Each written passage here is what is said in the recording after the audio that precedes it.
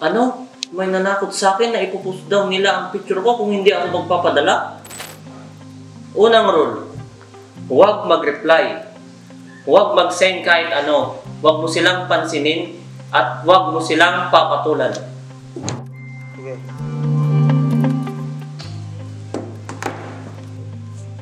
Visit naman. Halos magpadala na ako. Akala ko, titigil na sila. Rule number 2. Step 1. Huwag pansinin ito at i-block agad ito. Step 2. Huwag mag-send ng password o pribadong bahagi ng katawan.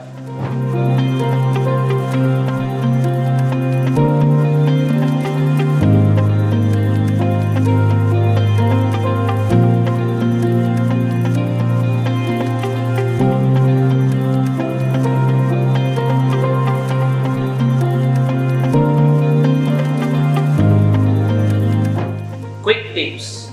Protektahan ang inyong privacy at gumamit ng malakas na password upang hindi nila malagin ang inyong account. Protektahan mo ang privacy mo. Mag-isip muna bago mag-share.